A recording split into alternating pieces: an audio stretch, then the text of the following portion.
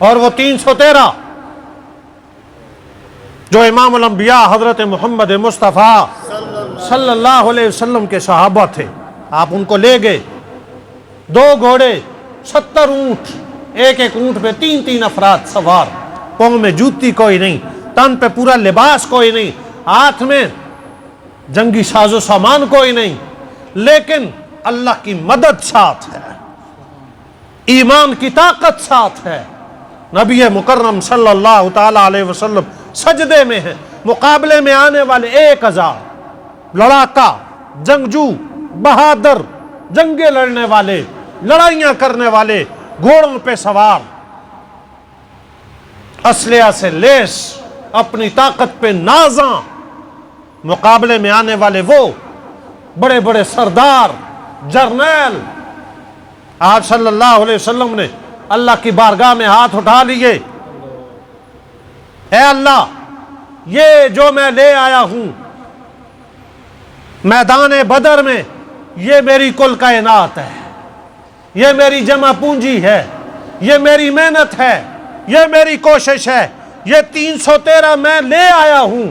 میرے پاک محمد صلی اللہ علیہ وسلم نے جو الفاظ ادا کیے ہیں، کیا ہی الفاظ ہیں، کیا ہی دعا ہے۔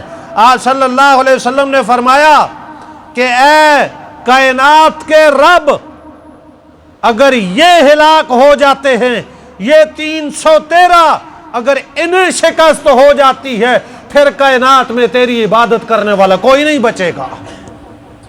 اے اللہ، اپنی مدد بھیج، فرشتوں کے ساتھ اپنی مدد بھیج۔ اور پھر مدد آ گئی، پھر مدد آ گئی، پھر 313 مقابلے میں آنے والے 1000 پر غالب آ گئے۔ پھر نہتے جن کے پاس لڑنے کے لیے کچھ بھی نہیں تھا، وہ غالب آ گئے ان پر جو سب کچھ لے کر کے آئے تھے۔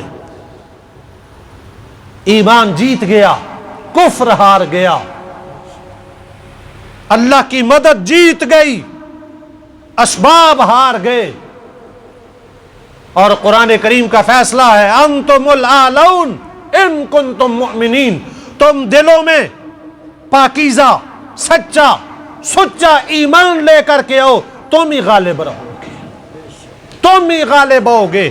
آج اگر پٹ رہا ہے مسلمان، ظلم ہو رہا ہے مسلمان پر، وہاں پر بھی، فلسطین میں بھی، غزہ میں، دیگر جگہوں پر، تو یہ مسلمان کی اپنی کمزوری ہے۔ اللہ کا وعدہ تو ہے، انتم الاعلون ان کنتم مؤمنین۔ تو غزوہ بدر ہمارے لیے پیغام، ہمارے لیے سبق ہے کہ تم غالب ہوگے۔ اللہ کی مدد مسلمان کے ساتھ ہے۔ جنگیں یہ اسلحہ کے زور پر نہیں لڑی جاتی ہے، مسلمان جب بھی کفر کے مقابلے میں آتا ہے، ایمان کی بنیاد پہ آتا ہے، اللہ کی مدد کی بنیاد پہ آتا ہے۔ آج بھی اگر مسلمان بجائے اس کے کہ اسباب پر تکیہ کرے، مسبب الاسباب پر اگر یہ آج بھی توکل کرے، فرشتے آج بھی اس کی مدد کے لیے تیار ہیں۔ تو یہ 17 رمضان المبارک کو ہوا تھا، یہ مسلمانوں کی جنگ عظیم ہے۔